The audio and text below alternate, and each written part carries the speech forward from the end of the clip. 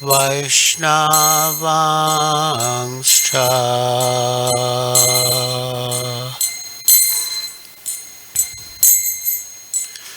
Shri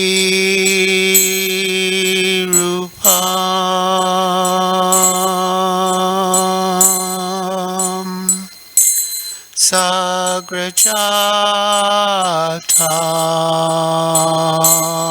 Sagrajatam Sagana Raghunatam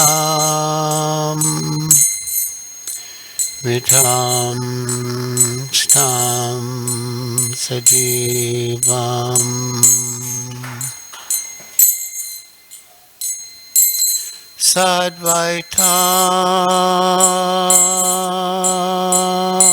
Sadvaitam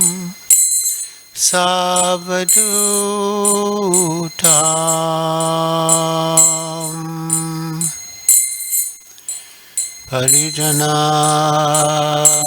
Sahitam Krishna Chaitanya Devam Shri Radha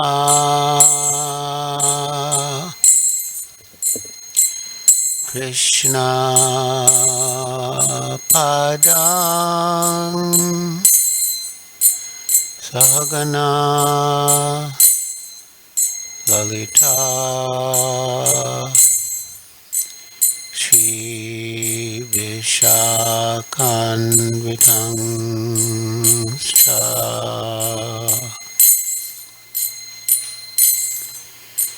Namo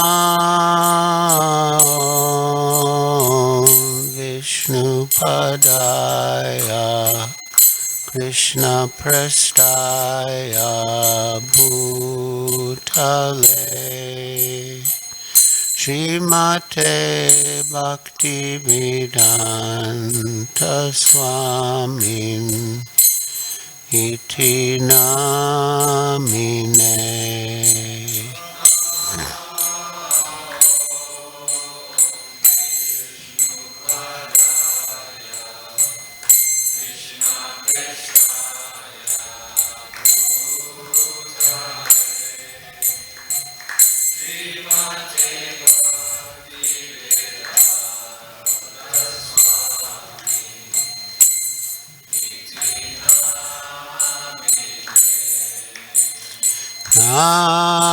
Namaste Saraswati Deve Gauravani Pracharine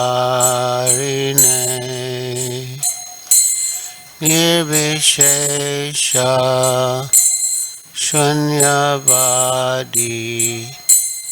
Paschatya Deshatarine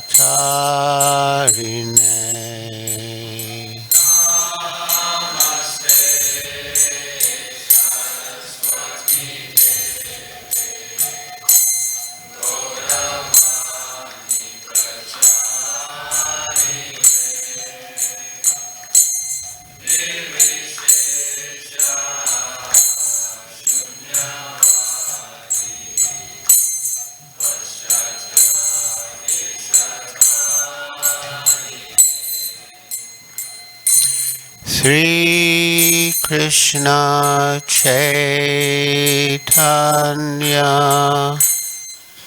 Prabhu Nityananda Shri Advaita Gadadhar Shivasadi Gaur Bhakta Vrinda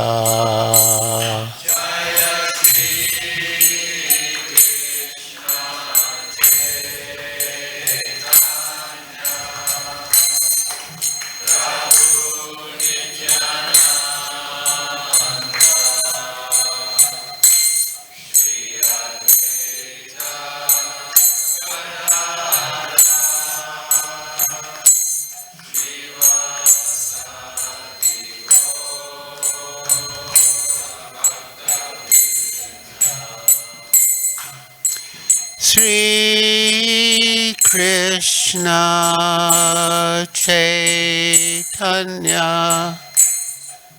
Prabhu Nityananda Shri Advaita Gadadhar Shivasari Gaur Bhakta Vrinda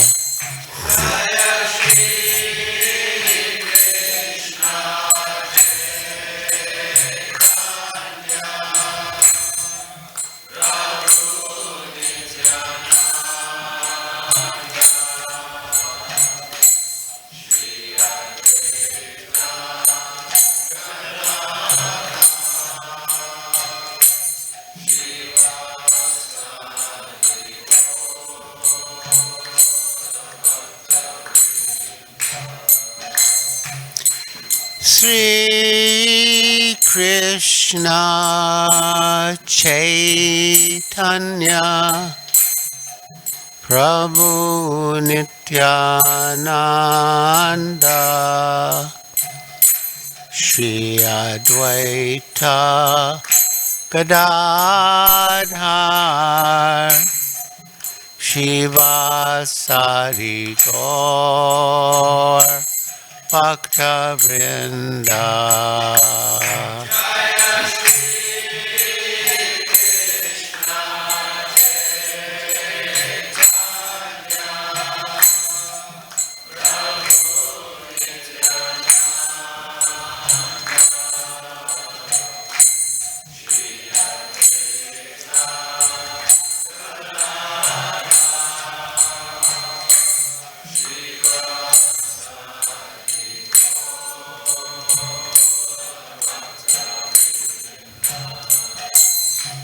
Hare Krishna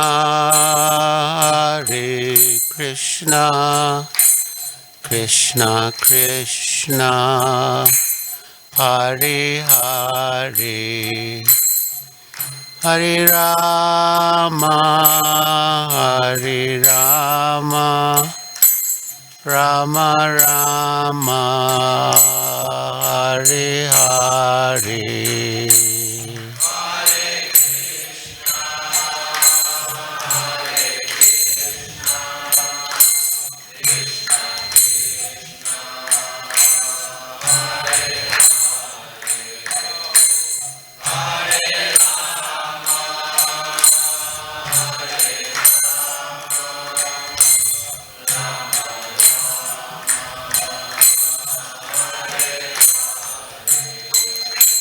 Hare Krishna Krishna Krishna Hare Hare Hare Rama Rama Rama Hare Hare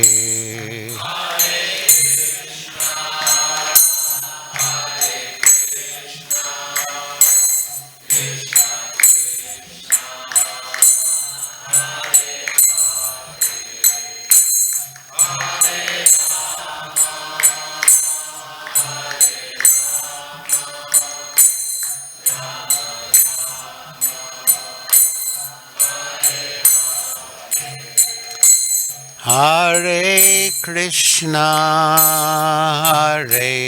Krishna Krishna Krishna Hare Hare Hare Rama Rama Rama Hare Hare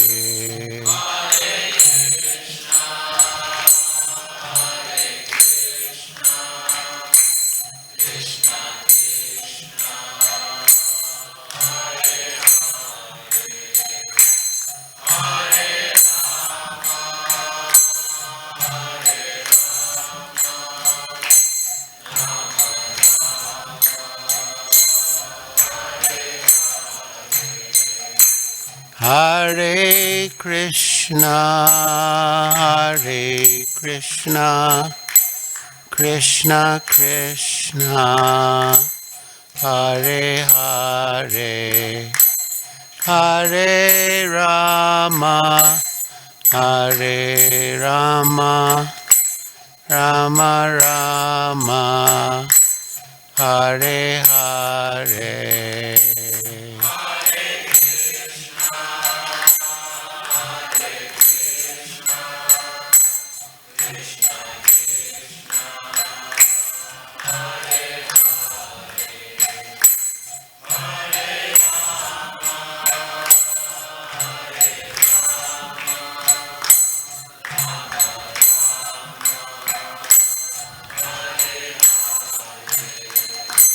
Hare Krishna, Hare Krishna, Krishna Krishna, Hare Hare, Hare Rama, Hare Rama, Rama Rama, Hare Hare.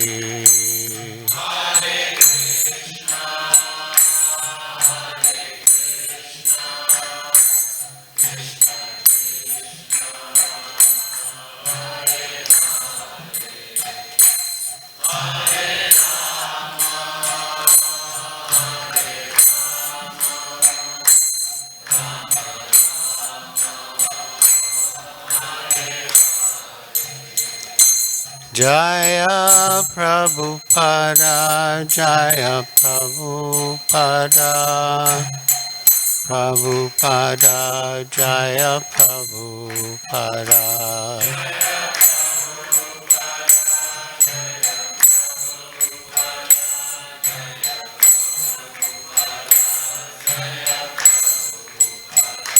Jaya Prabhupada, Jaya Prabhupada, Prabhupada, Srila Prabhupada.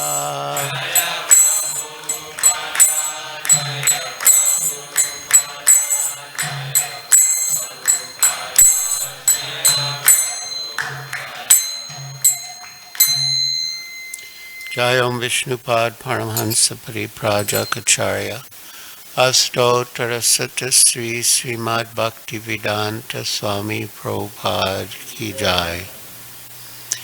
ISKCON founder Acharya Srila Prabhupada Ki Jai. Jayam Vishnupad Paramhansa Pariprajakacharya Astottara Sata Sri Srimad Bhaktivedanta Saraswati Goswami Prabhupada Ki Jai. Ananta Koti Vaishnavrinda Ki Jai. Namacharya Srila Haridas Thakur Ki Jai. Prem se kaho Sri Krishna Chaitanya Prabhu Nityananda Shri Advaita Gadadhar Shivas Adi Gaur Bhakta Vrinda Ki Jai. Shri Shri Radha Krishna Gopa Gopinath Shamakunda Radha Kunda Giri Govardhan Ki Jai. Vrindavan Dham Ki Jai, Navadvip Dham Ki Jai, Jamuna Mai Ki Jai, Ganga Mai Ki Jai, Tulsi Devi Ki Jai, Bhakti Devi Ki Jai, Samveta Bhakta Vrinda Ki Jai, Nitai Gaur Premanande Hari Hari Bo. All glories to the assembled devotees. All glories to the assembled devotees. All glories to the assembled devotees. All glories to Sri Guru and Sri Gauranga. All glories to Srila Prabhupada.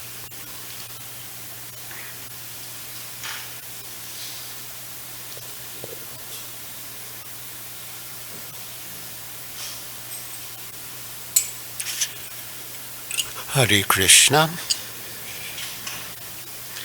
So we have gathered on the auspicious Disappearance Day of His Divine Grace A.C. Bhaktivedanta Swami Prabhupada, the founder Acharya of the International Society for Krishna Consciousness and founder of the Bhaktivedanta Book Trust. Srila Prabhupada left this world on this day 41 years ago, and the circumstances surrounding his departure were very, well, by his arrangement, they were very instructive. A little before Srila Prabhupada left, His Holiness Lokanath Swami came to Vrindavan.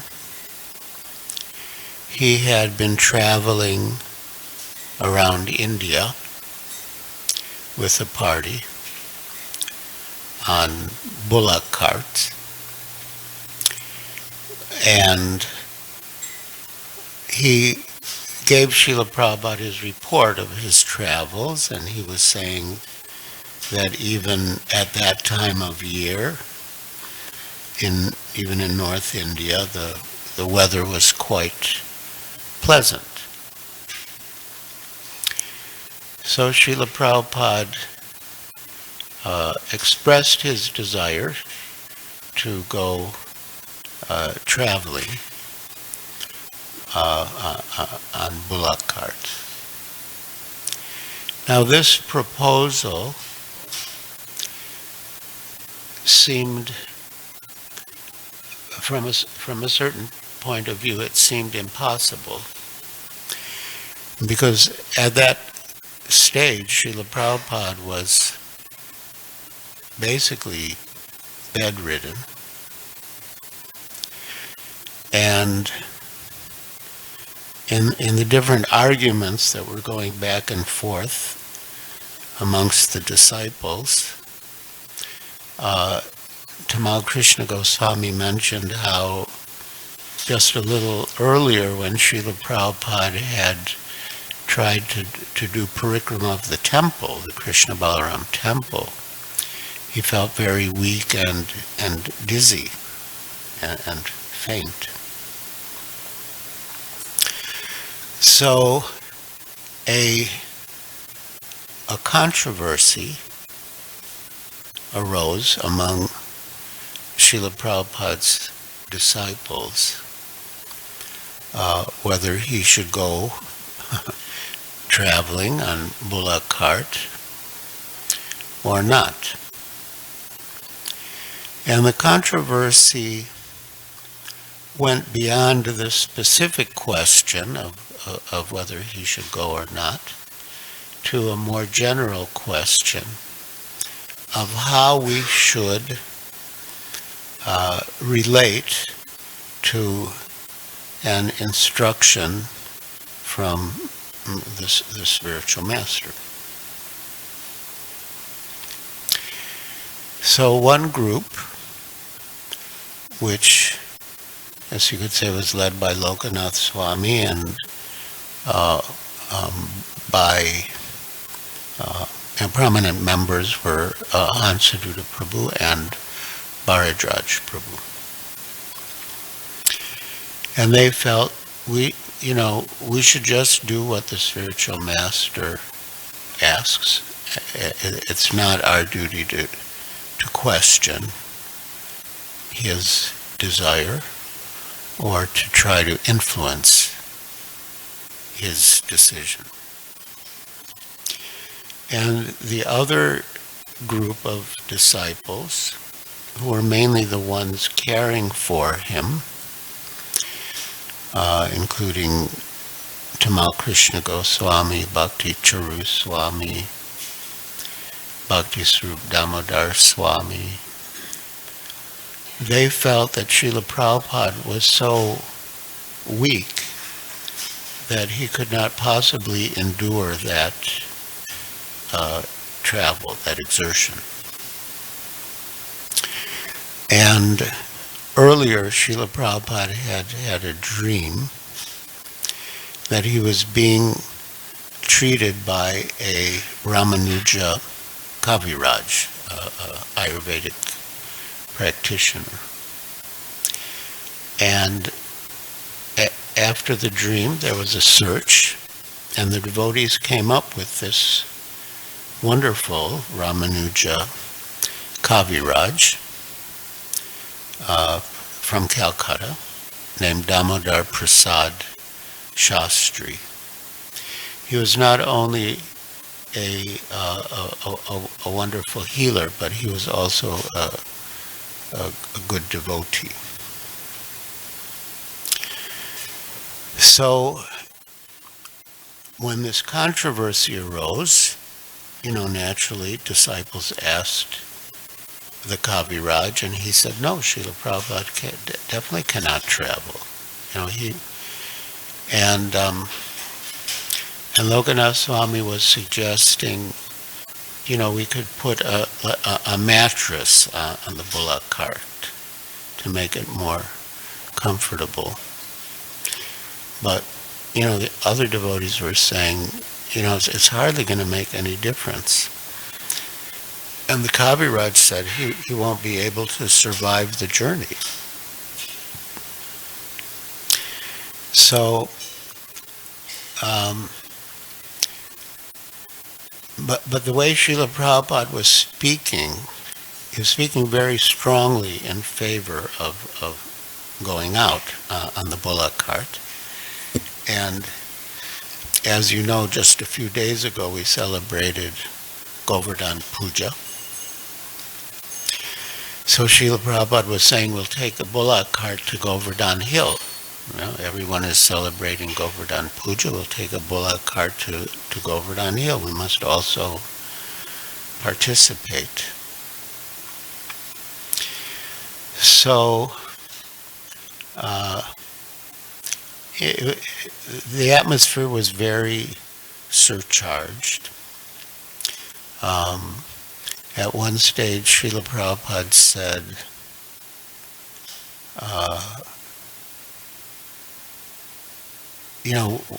one day experiment. We'll do one day experiment. Rest assured, I will not die in that one day. And he felt that he wasn't doing anything, just lying in bed. And so he cited the story of Maricha. Maricha was an associate of Ravana. And Ravana wanted him to, Ravana, of course, he was a great demon, and he wanted to kidnap Sita and enjoy her for himself. So he told Maricha that he should go to the forest where Sita and Rama and Lakshman were in exile and assume the form of a beautiful golden deer, which eventually he did. And by his attractiveness,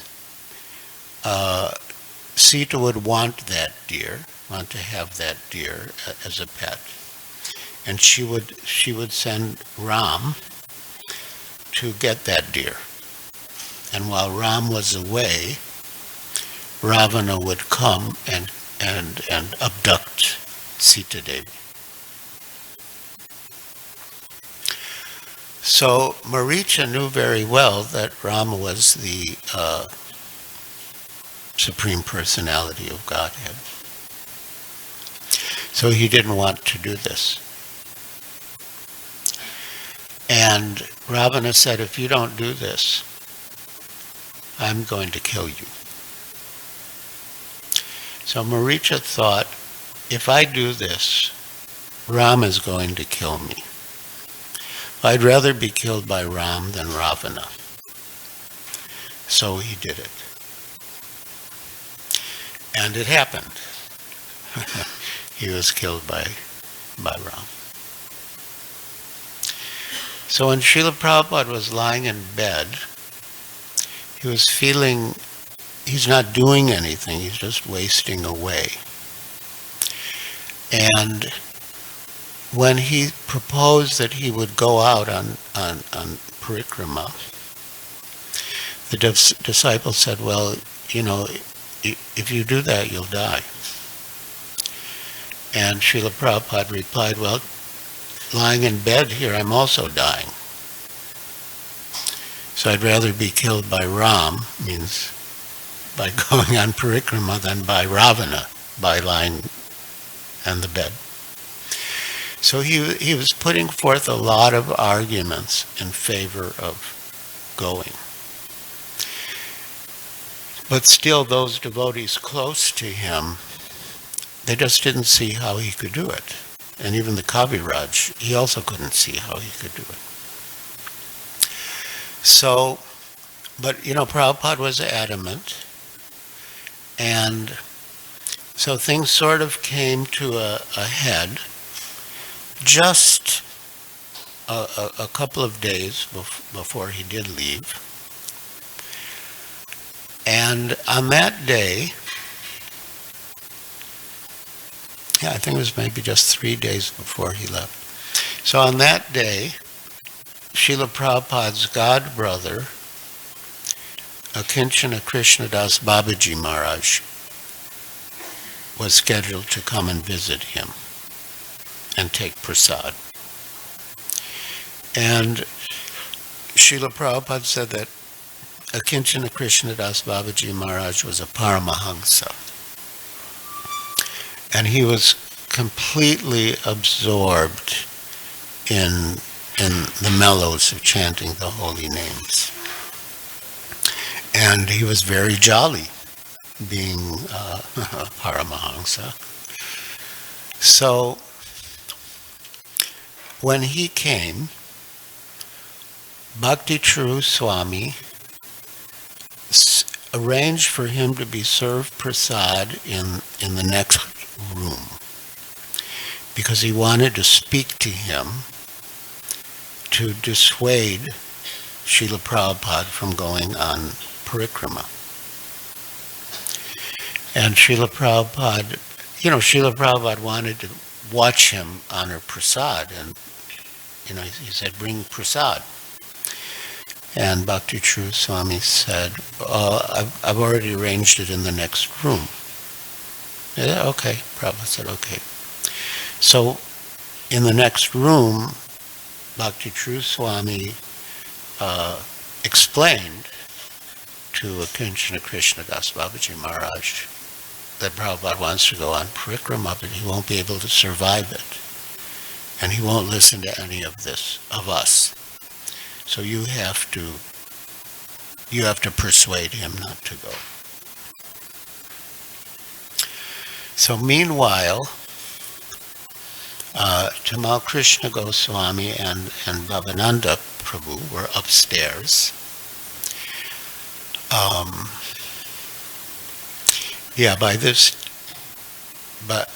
At this stage, Srila Prabhupada was staying, his darshan room in Vrindavan, where his bed is, where he left this world. Of course, that wasn't his bedroom. But it was too hard for Prabhupada to climb stairs. So they brought the bed into the darshan room. So Tamal Krishna Goswami and Bhavananda Prabhu were upstairs. And they were also like in so much anxiety.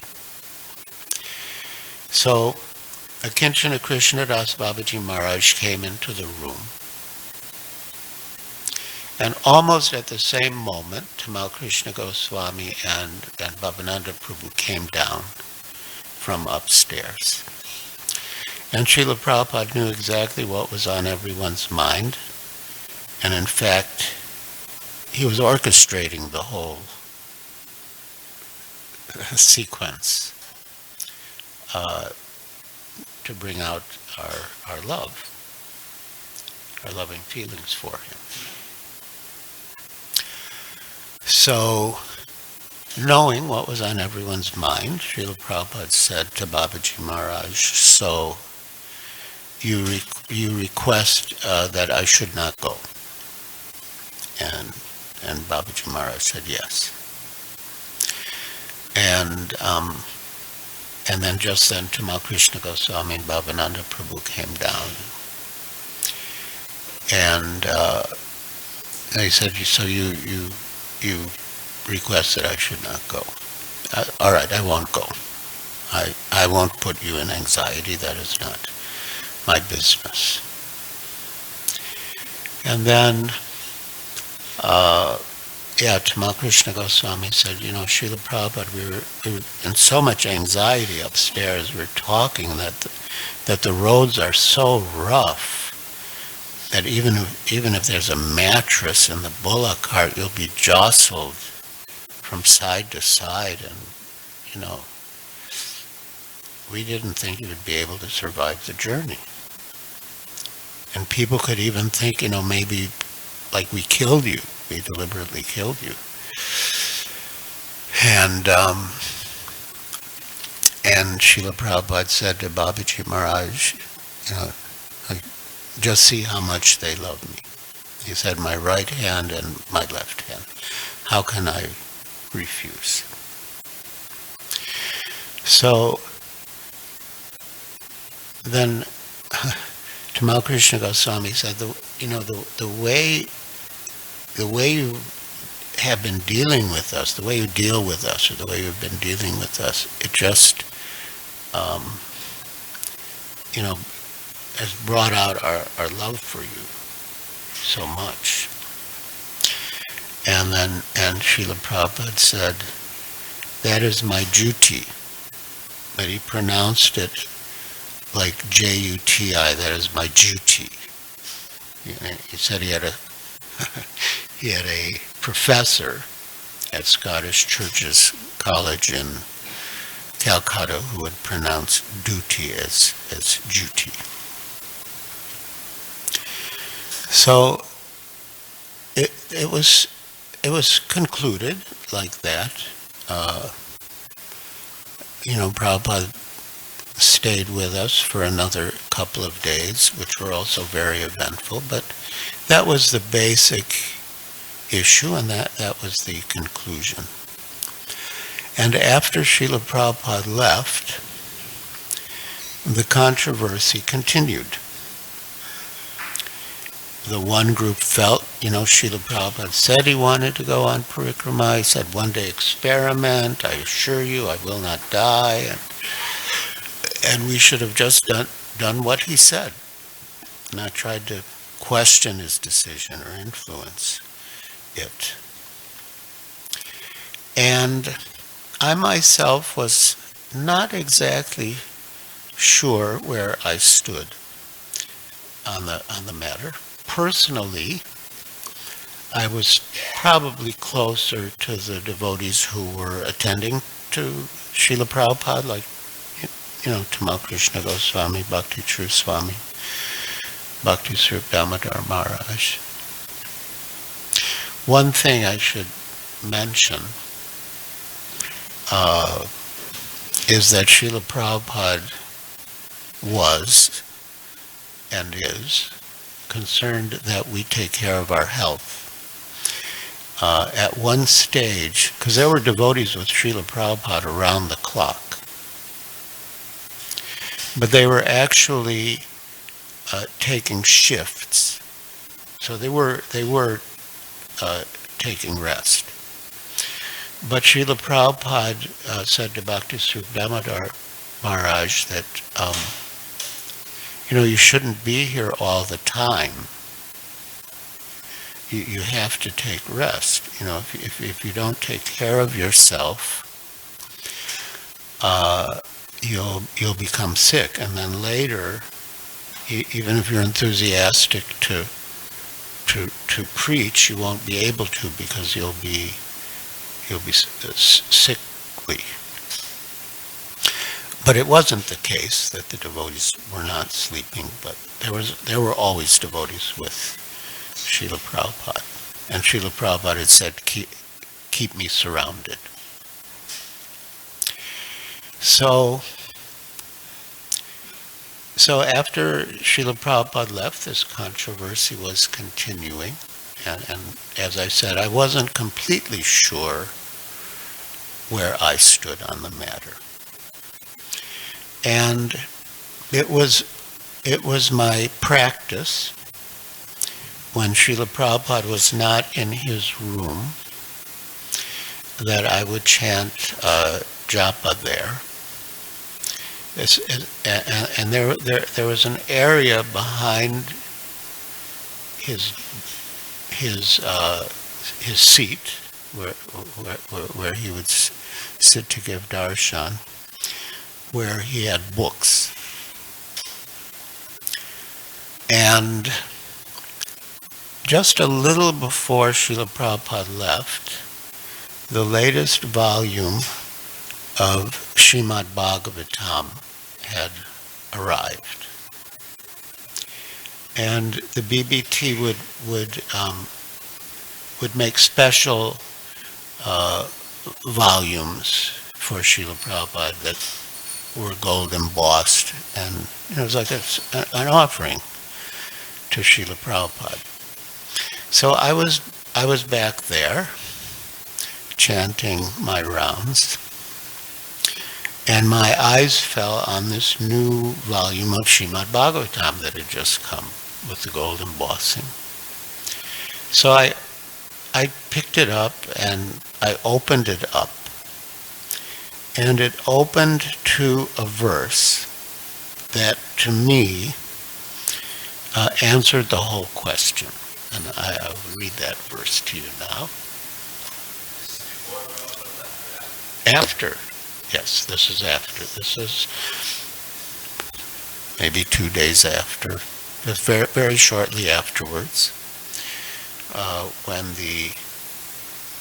But as I said, the controversy was, even though he'd gone, but the controversy was still there.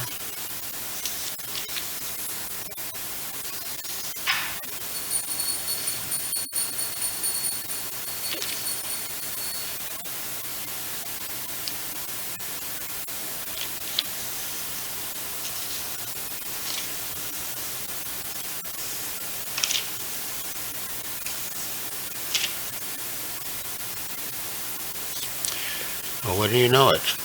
The bookmark is right at the place that I was looking for.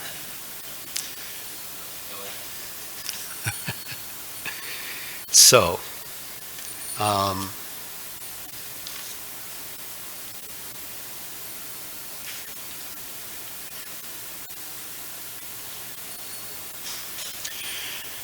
well, you know the story of Mother Yashoda binding Lord Krishna.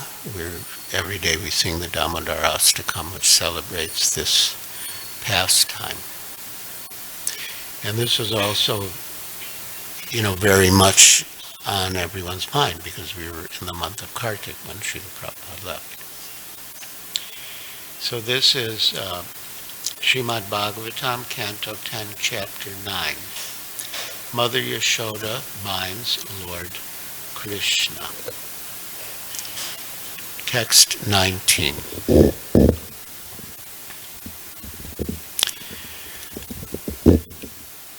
Evam sandarshita yanga harina britya vasyata sa vaisena pikrishnena yasyedam seshvaram vashe. Translation.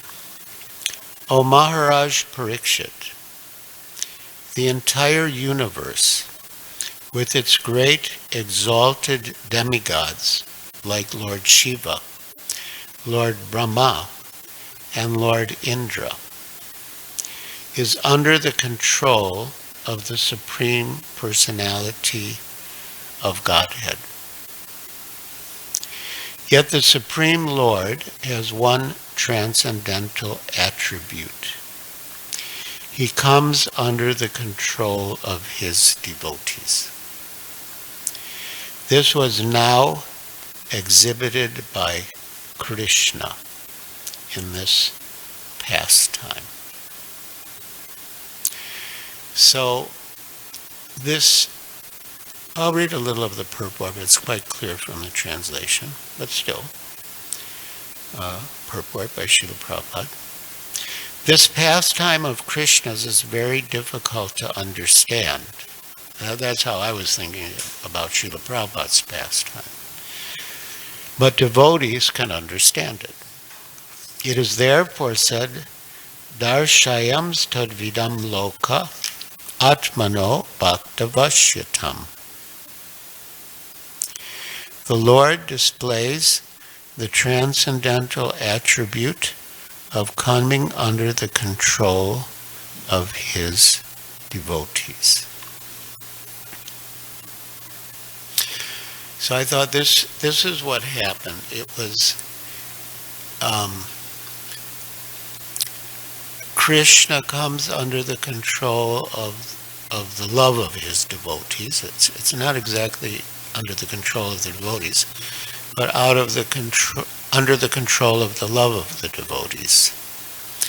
And I felt that's what Srila Prabhupada did at the end. He came under the control of the love of his devotees who were concerned for him and didn't want him to give up his life in awkward circumstances. And so for me that settled the question. Of course, all the devotees on both sides. And then you could say there was a third side, like Satsvarupa Maharaj, who was my first temple president in Boston and who I admired greatly. He was there. And Bharadraj Prabhu, who was also with us in Boston, asked him, like, what was his position? And Satsvarupa Maharaj said he didn't want to say. You know, either he didn't have a position or he didn't want to disclose what his position was. You know, for him it was very personal, private matter. So, but still taking the two broad groups of devotees, they were acting on the basis of their love for Srila Prabhupada, their understanding of what was appropriate for the disciples in relation to the spiritual master. And Srila Prabhupada was just drawing out everyone's love. But in the end, if you want to put it in those terms, in the end, he came under the control of the love of the devotees who wanted him to stay. And then on this date, at 7:25, that's like in an hour and a half, he left. And but there was yes, but Srila Prabhupada had expressed that desire to go to Govardhan Hill. And there were other exchanges with Babaji Maharaj.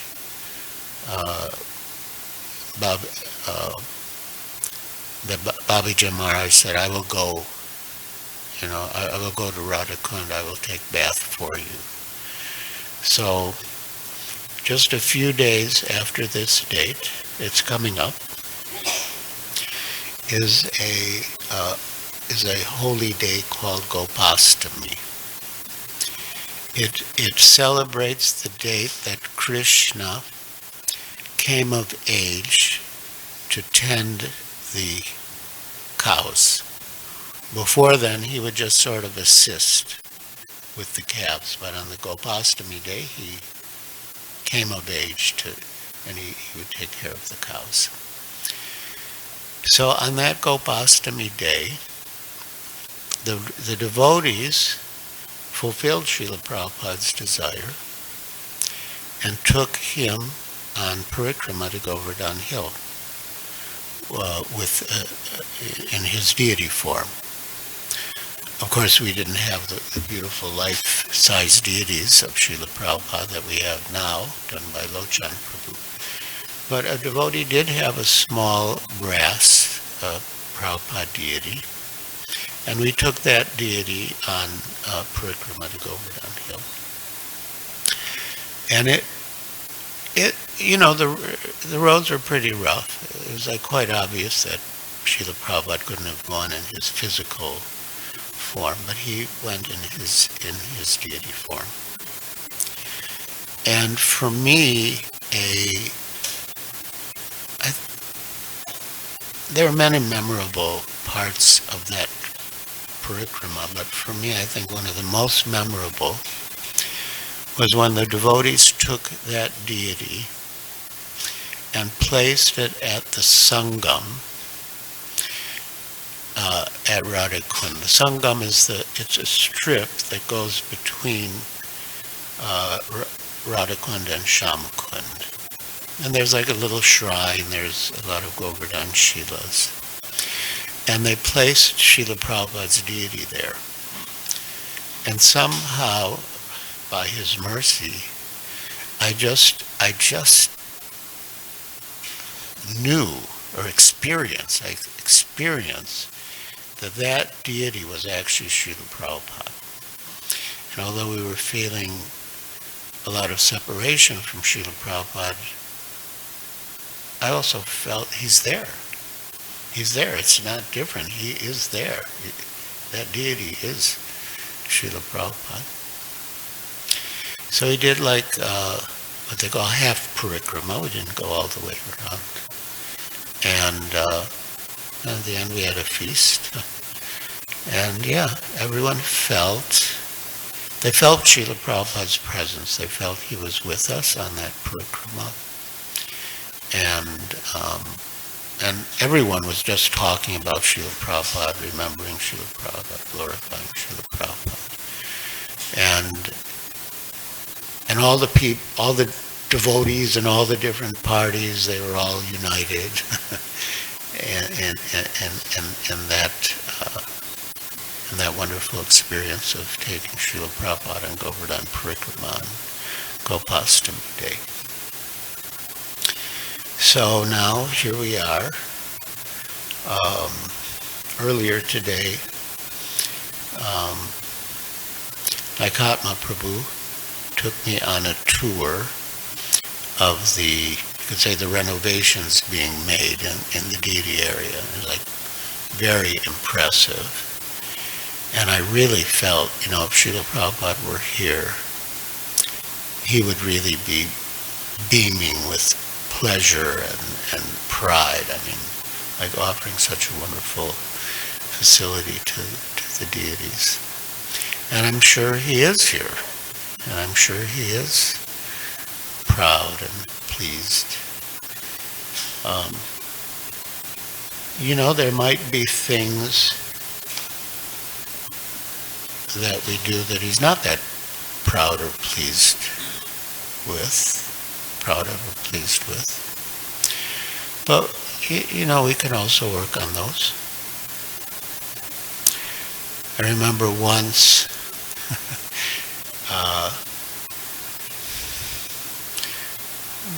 not sure of the exact year, maybe 76.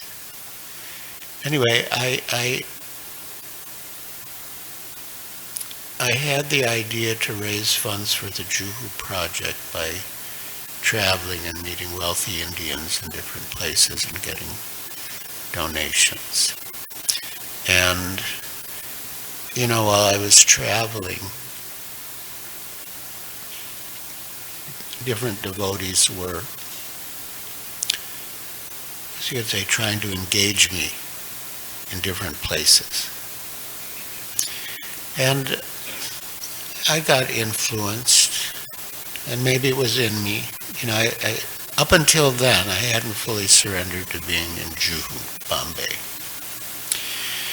You know, it was always in my mind, well, yeah, Vrindavan, that's a holy place. Mayapur is a holy place. But Bombay is just a city. What do I have to do with Bombay? And I hadn't really, surrendered to it.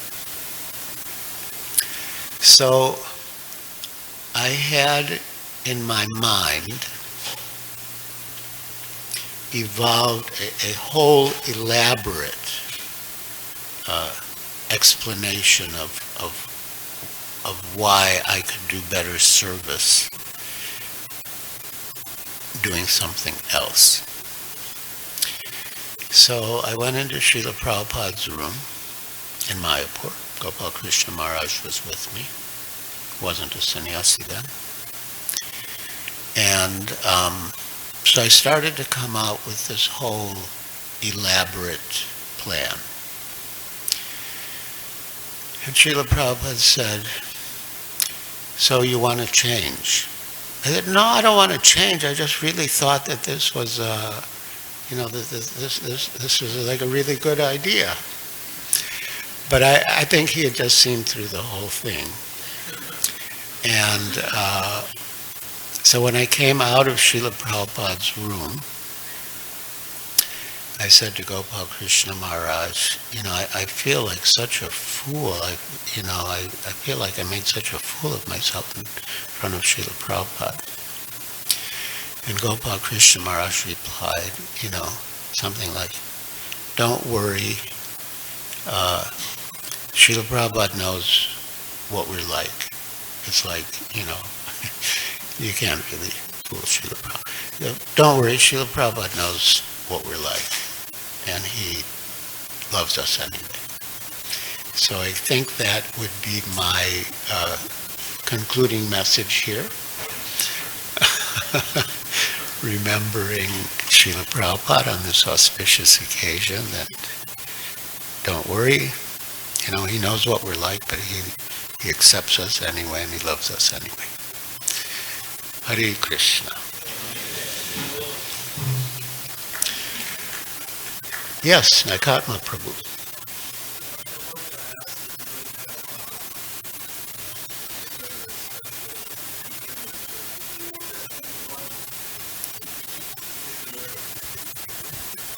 I know you have a lot of wonderful, wonderful experiences and memories with Srila Prabhupada, but I wanted to ask if there's any one particular exchange or experience that really stands out in your exchanges and whether it's speaking or exchanging somehow with Srila Prabhupada? That's a very good question. I think of two, actually, that were very influential. The first took place in Gorakhpur. Early on, after Srila Prabhupada returned to India with his American and European disciples, a group of them, and we were staying at the estate. It had been the personal residence of Hanuman Prasad Podar of the Gita Press, a very famous press in India for religious books. Almost everyone in India has the Gita Press edition of the Bhagavad Gita.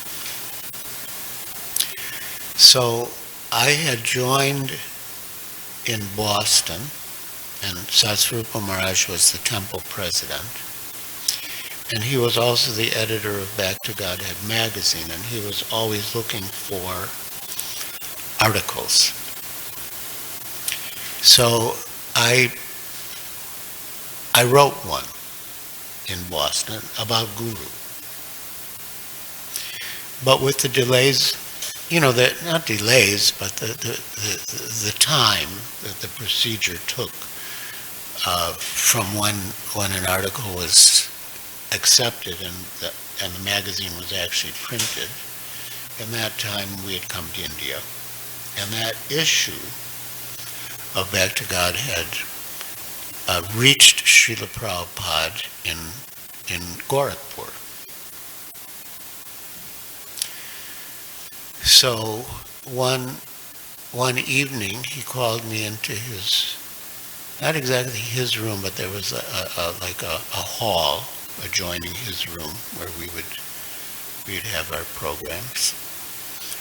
And he said, I've read your article in the Back to Godhead magazine. It was very nice, and you should write. You should take up writing as your main business. So that really stayed in my mind. I mean, he engaged us in other services. But now I've come back to that, and I always think that you should take up writing as your main service. And the other one took place just 2 or 3 days before Prabhupada left. I was sleeping on the top of the Gurukul building, and in the middle of the night, someone woke me up and said, Srila Prabhupada wants to see you.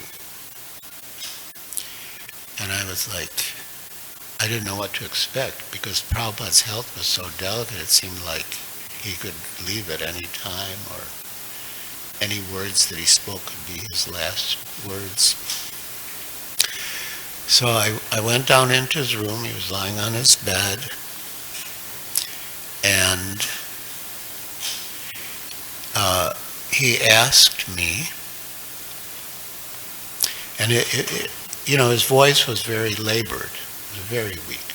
He asked me, so, do you think this movement will go on after I leave? And I replied, as long as the devotees are sincere and they chant their 16 rounds and follow the regulative principles, it will go on. And then, very softly, just because of how weak he was, Srila Prabhupada said, organization, intelligence and organization. And that was all. And then he said, is there anything else? And within my heart, I felt like saying, please stay, please don't leave. But I didn't say that. And I said, no, that's all. I offered my obeisances and left. I thought of that, organization, intelligence and organization, that yes, for our own Krishna consciousness, of course, we have to be sincere and chant our minimum 16 rounds and follow the regulative principles. But Srila Prabhupada wanted us to do more than that. He wanted us to preach. He wanted us to spread the movement. And in order to spread the mission, you need organization, intelligence and organization. So that was also a significant exchange. And so when I see, there's so many wonderful efforts all over the world, but just take the LA Rath Yatra. There must be a lot of organization and intelligence that goes into the Rath Yatra. And so many people benefit. It's like amazing, but so, yeah. Well, thank you for that question. That was a good question. Any other questions or comments? Yes, Brigupatri Prabhu.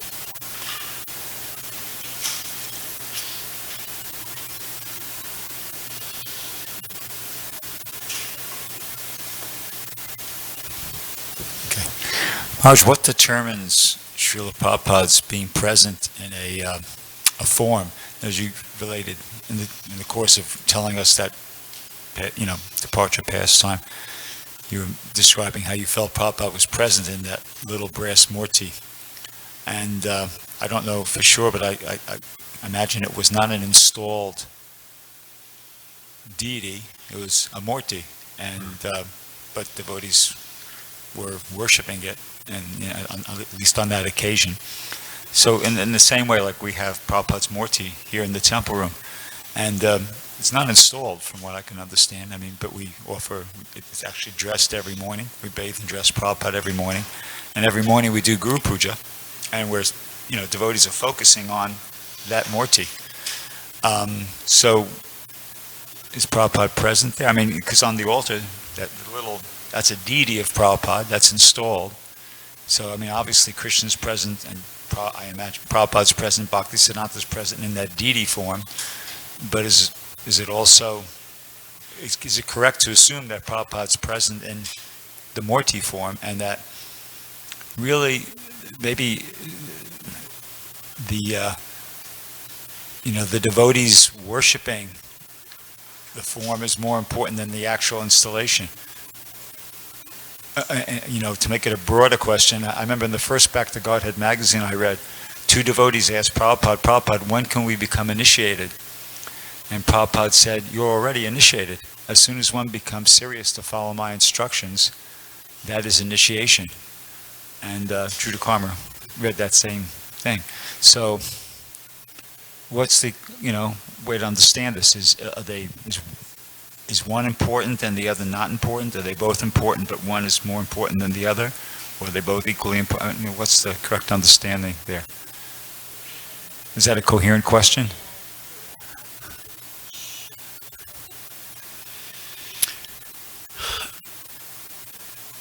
What I understood was that with transcendental personalities, their form is the same as they are. And this understanding was confirmed in, we actually had an installation ceremony of deities at my ashram in Carpinteria with His Holiness Indradyumna Swami and Sri Prahlad Das. Sri Prahlad Das was very highly learned.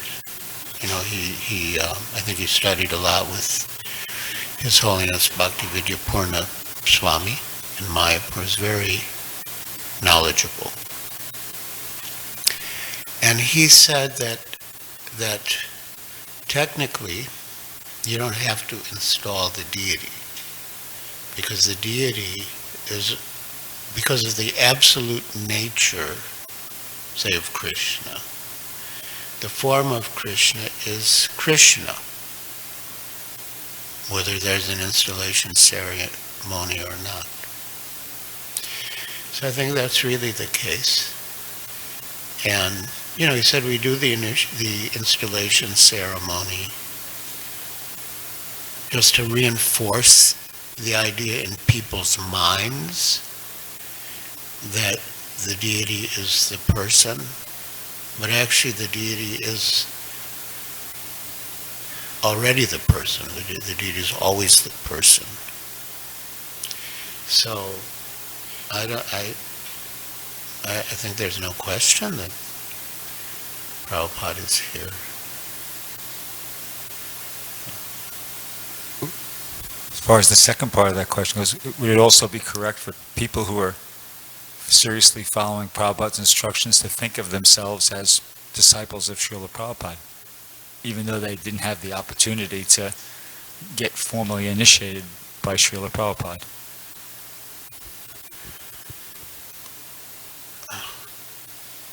Well, it depends what you mean by disciple, because there are, it's understood that Srila Prabhupada is the foundational Shiksha Guru of every devotee in ISKCON. So in that sense, every devotee in ISKCON, even if they're not in ISKCON, but if they're following Srila Prabhupada, you could say his Shiksha disciples.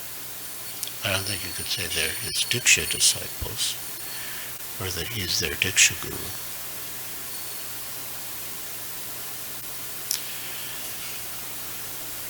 Yeah, there's a lot of, in evaluating a particular statement of Srila Prabhupada's, we have to weigh it in relation to other statements he made on the same subject.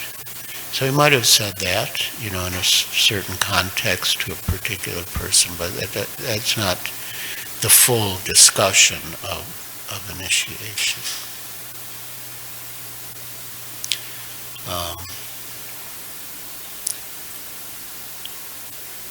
Srila Prabhupada had a very staunch devotee in Bombay named Mr. Sethi. And Mr. Sethi never took initiation. And sometimes devotees would bring it up to Mr. Sethi. And so Mr. Sethi brought it up to Srila Prabhupada that, devotees are saying, why aren't you initiated? And Srila Prabhupada said, you're more than initiated. But if you're initiated, there are certain things that you can't do. He wasn't referring to like the four regulated principles. There are certain things that you can't do which are very valuable for me to have you do. Like, Prabhupada didn't say this, I'm just imagining this could have been an example, but, we just were not getting the permission to build the Juhu temple. There's a whole conspiracy against us. But at one stage, Mr. Sethi said, unless you bribe these officers, nothing can happen, in this case. So there's like a big discussion, should we pay or should we not?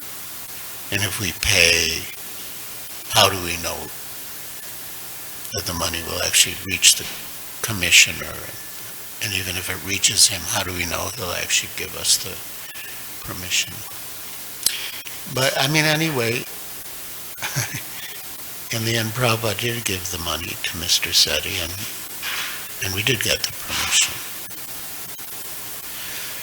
But, and I don't even know if this is really an example, but when he said that like Mr. Sethi was more valuable not being initiated because he could do things that an initiated disciple couldn't do, I think maybe that's an example. So, but we wouldn't say that. But that's like a particular instruction to a specific person under specific circumstances. But he did say that he would take Mr. Sethi back to Godhead. And he did. Just before Mr. Sethi left his body, of course there were devotees chanting. In that sense, all the auspicious conditions were there. And he said, he suddenly said, pack my bags. Srila Prabhupada's come to get me, pack my bags.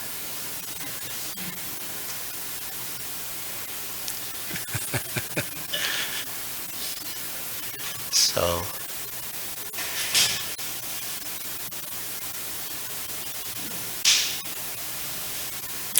and earlier Mr. Sethi had said, because Mr. Sethi, he was a building contractor, he did a lot of service, huge amount of service, but one service he built an additional floor on the top of the existing tenement buildings at the back of the land where there were tenants. And so he took Srila Prabhupada on a tour And Srila Prabhupada said, just as you are building these rooms for you, just as you are building these rooms for my disciples here, Krishna is building your rooms for you in Goloka Vrindavan. And Mr. Sethi said, I'm just a fallen soul. How can I go to Goloka Vrindavan? And Prabhupada said, that is not your worry. I will take care of that. So, yes, Mahatma Prabhu. Maharaj, just to comment on your response about the spiritual master being there in the Murti. I was listening to a remembrance, I think it was this morning, or was it yesterday, but the devotee was expressing to Srila Prabhupada the anxiety and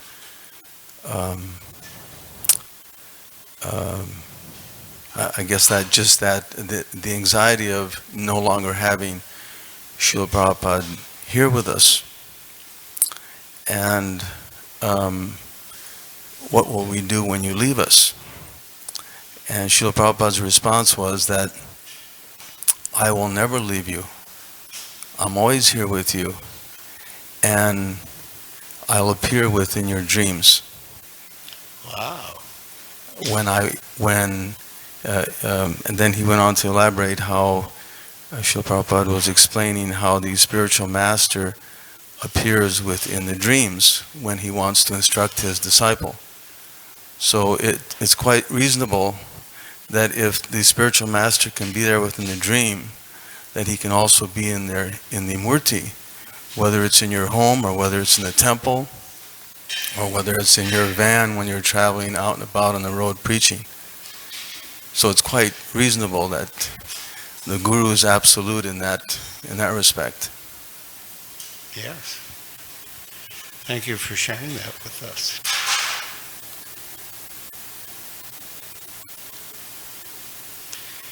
Any other questions or comments?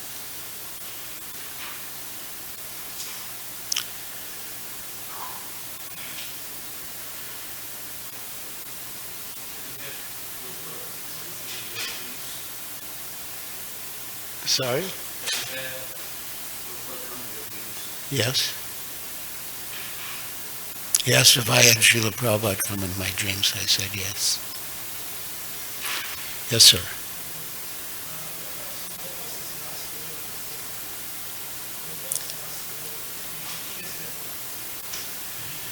Srila Prabhupada's last words were something, I know the English translation, but his last words were in Hindi.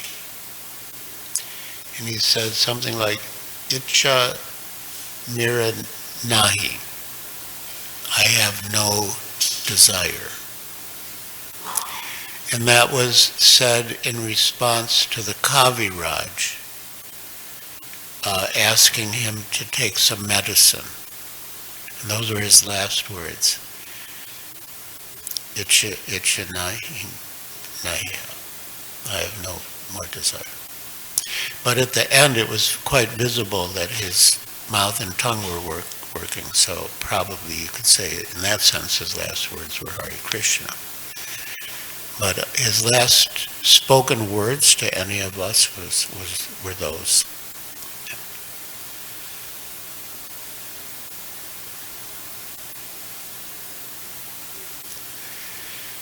So what's next on the program? Prasad. It just keeps getting better and better. And then at 7, there will be Arti in Srila Prabhupada's quarters upstairs.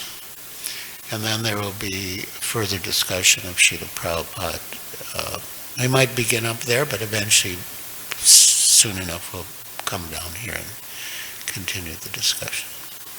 All right? Thank you very much. Srila Prabhupada ki jai. Prabhupada Nugas Ki Jai.